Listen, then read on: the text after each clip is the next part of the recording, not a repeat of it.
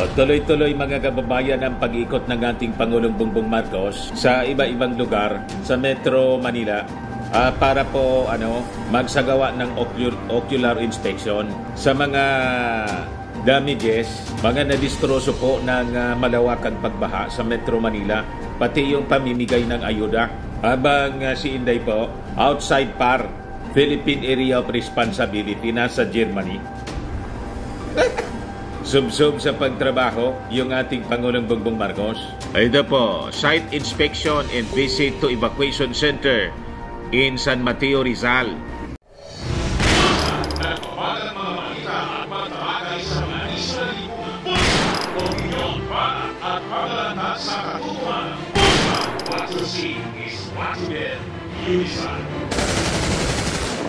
PBBM orders a holistic approach to raise public awareness on climate change. Ito naman po, nagsagawa si President Bongbong ng aerial inspection ng floodway po sa Rizal upang masuri ang lawak ng pinsala at matugunan ang matinding pagbaha sa lalawigan dulot ng Typhoon Karina. Yan ang presidente po.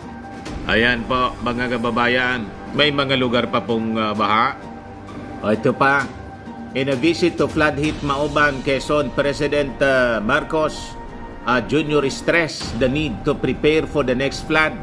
He pushed for a nationwide flood control plan that considered the impact of climate change and the flow of water. Marcos points out that floods do not care about boundaries of towns, cities, provinces. We have to figure out bakit nagbago yan, saan nang galing, saan na dumaan, anong gagawin natin para harangin yan. Marcos on posing for National Flood Control Plan. Ang sabi niya po, ang tubig hindi nangingilala ng boundary. Dapat anya, may malaking plano tayo. Hindi pwede anya, it will cross 3, 4, 5 regions. Hindi pwedeng isang bayan lang dito, isang bayan lang doon.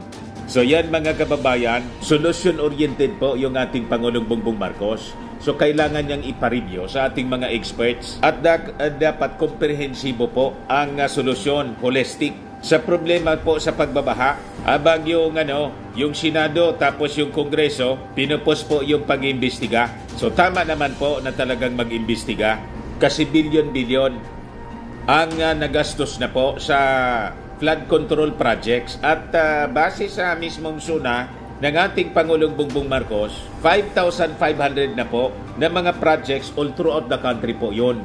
Hindi lang po sa Metro Manila yung na-implement at may mga ongoing pa. But despite that, ito nga po yung propaganda ng mga nausog. Lumubog pa rin tayo po sa baha. Kaya ito yung pinupost ng mga senador natin. Senator question flood control projects amid billions of annual budgets. Yan po yung sabi ng mga senador. Anong nangyari sa daang bilyon ng flood control projects ng DPWH, MMDA at mga lokal na pamahalaan? 450 billion, halos 1.4 billion a day ang flood control budget. Kung isusuma total mo, lahat ng agencies mula sa DPWH pababa, saan napunta yung pera? Sabi ni Senator Amy Marcos. Sabi naman po ni Joel Villanueva, imagine for the past 2 years, including this year, we have 1 billion pesos a day flood control budget for DPWH alone. 1 billion a day. Please tell me if anyone here can see at least an improvement sa mga baha. Sabi naman po ni J.B. Ejercito, it's hard to stomach that there is a 300 billion budget for flood control each year. And it seems that projects on flood control are not well planned and executed. So magsasagawa sila mga kababayan ng investigasyon. So tama po ito. Ito ngayon yung ginagamit na propaganda po ng mga nausog na ipinagyabang mga kababayan. Pinagyabang ng ating Pangulong Bongbong Marcos yung 5,500 na mga flood control projects nationwide. Pero lumubog pa rin po tayo. Wala tayong kontra doon sa gagawin nilang investigasyon. sa Senado at sa Kongreso, dapat talagang imbestigahan at papanagutin yung dapat managot. Sa Kongreso po, ito, sabi dyan, palpak Castro to scrutinize DPWH budget for flood control projects. So yun ang gagawin nila, mga kababayan. The Marcos administration, Marcos Jr. administration has allocated sa inyo yung full story ng balitang yan. Click subscribe muna dito sa ating YouTube channel and hit the notification bell para lagi po kayong updated sa mga kaganapan dito sa ating bansa. Like and share na rin po ninyo ang ating video at huwag na rin po ninyo na skip yung ating mga commercial ads para tuloy-tuloy lang ang pag-unlad ng Bagong Pilipinas. Sa mga nagana po ng malinis and spacious fitness gym, pumunta lang po kayo sa aming Colossal Fitness Gym. We also offer Grab Car Rental with our brand new 2023 model ng Toyota Innova. We also accept booking for those who are planning to travel via PAL, Cebu Pacific, and other airline companies, local and international, and bills payment for Meralco Bills, Aleco Bills, PLDT, etc. Ang Colossal Fitness Gym is located at 3rd floor Security Bank Building, Lanco Business Park, Legazpi City, Albay. For inquiries, look for Gilon Maravillas, contact number 0966-802-0949. Yan po yung aming Innova. Lagi na pong matao sa amin.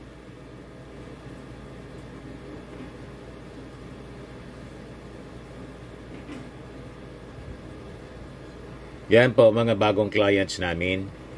Napakaganda at colorful at napakalinis ng aming gym po. Pati mga foreigners po pumupunta sa amin, mga British tourist po sila dito sa Legazpi. Na-set up na rin po yung aming mga brand new gym equipment.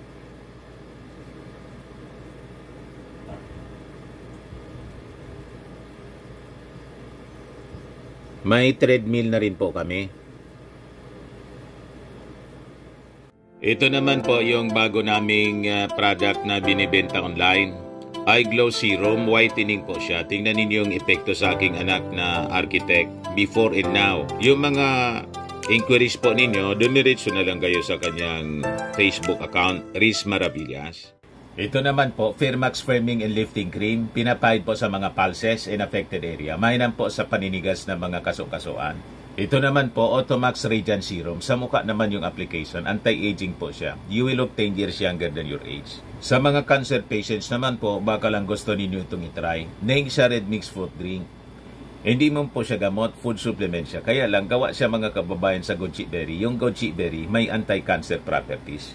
O ngayon, yung mga inquiries ninyo, dumiritso na lang kayo sa aming messenger sa Facebook para masagot namin agad. Ayos pa? Ayos na ayos niya, Mr. Maravillas. Allotted a drastically high budget for flood control funds in the 2024 budget of DPWH, but thousands of people were forced to flee to the roofs or evacuate due to the massive floods na dala ng Typhoon Karina, sabi po ni Castro. So anyway, yung 2024 po, hindi pa man po natatapos. Baka nga po, yung budget for 2024 sa flood control, hindi pa po nagagamit.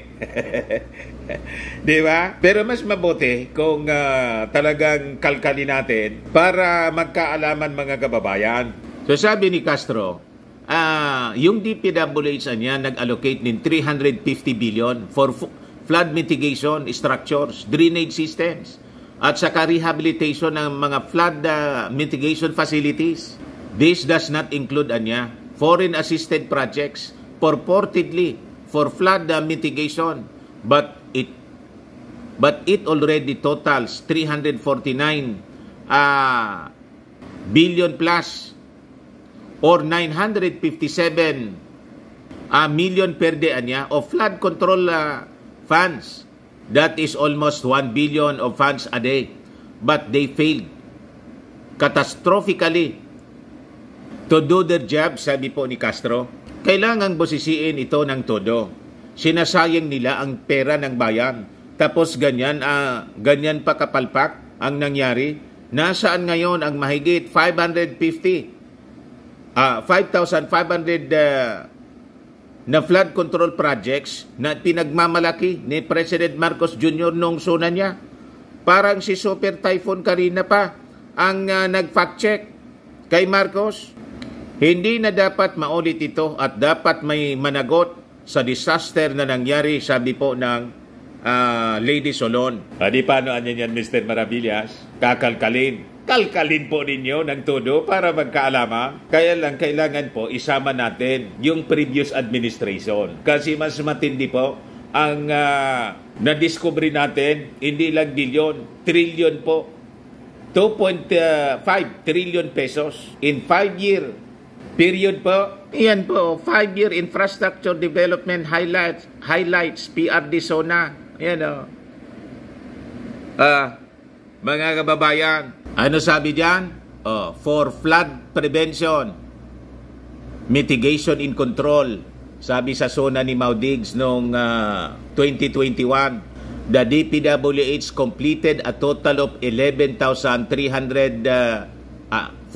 projects spread all over the country with 7,782 projects in Luzon, 1,752 in Visayas, and 1,752 in Visayas, 1,806 in Mindanao.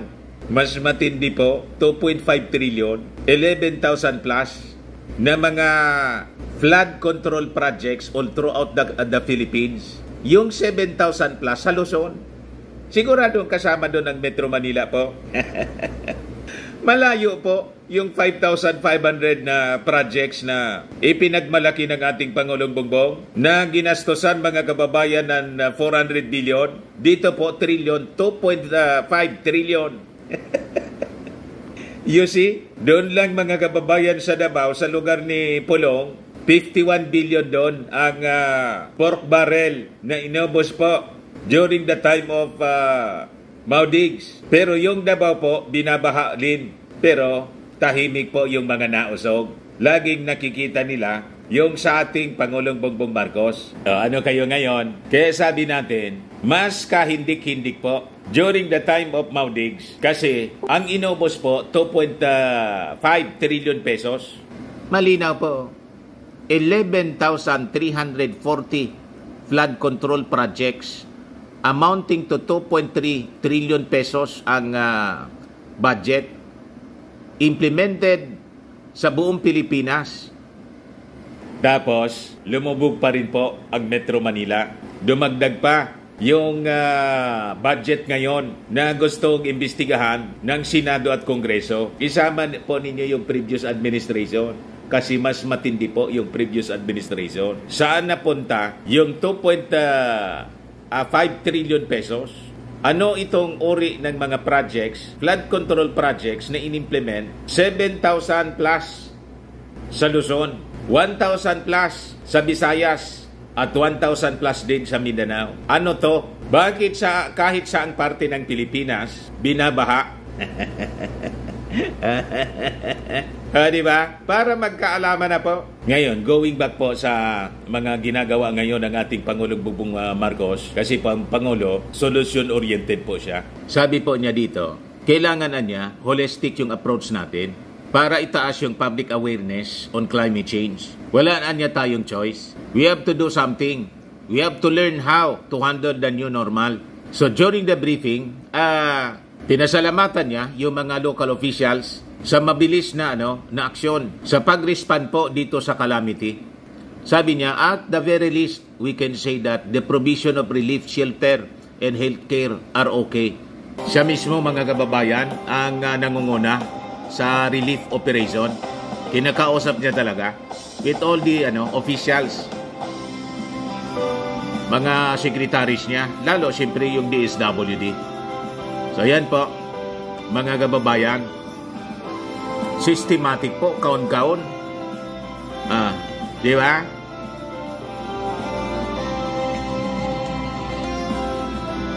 Yan ang Pangulo, mga kababayan. Sa San Mateo Rizal po siya site inspection and visit sa evacuation center sa San Mateo Rizal. So sige-sige lang, mga kababayan, ang ikot niya. Gusto niya makita niya mismo. O, di ba? Ayan o.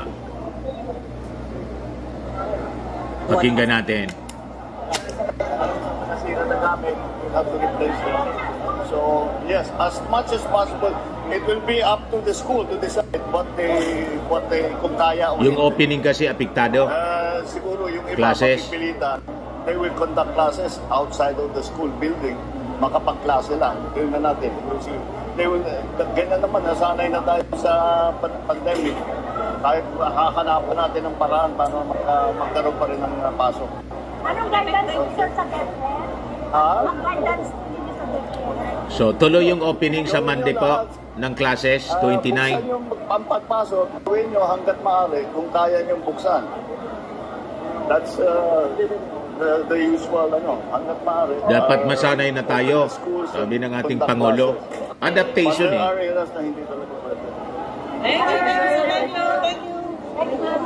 Siyempre, i-criticize na naman yan, mga kababayan ng mga nausog, na pipilitin ng ating Pangulong Bongbong Marcos na magsimula ng classes as scheduled na katatama lang ng baha, ng disaster. Ang punto ng ating Pangulo, gawa na lang ng remedyo, ng paraan. Tuloy, dapat masanay tayo kasi sayang yung panahon po. Nasanay na niya tayo nung pandemic, kaya dapat mag-adapt tayo. Tama po? Kasi pag hindi po, mga kababayan, what if sige na lang po ang tama ng mga calamities? So hindi na tayo gagalaw. So ang punto ng ating Pangulong Bongbong Marcos, we have to adjust. Mag-adjust tayo po sa sitwasyon natin sa pagtatama ng mga calamities sa ating bansa. Pag pwede na, hanapan na lang po ng remedyo, ng paraan, gawa ng paraan para makabalik agad sa normal. Tulong-tulong na lang po sa paglilinis siyempre. Yung mga classrooms natin, ngayon sabay-sabay na po yung paggawa ng paglilinis ng mga classrooms. Kasi siyempre ginamit yun as evacuation center. So yun lang po ang ating short video ngayon. Ako po si Dante Maravillas. Bye-bye!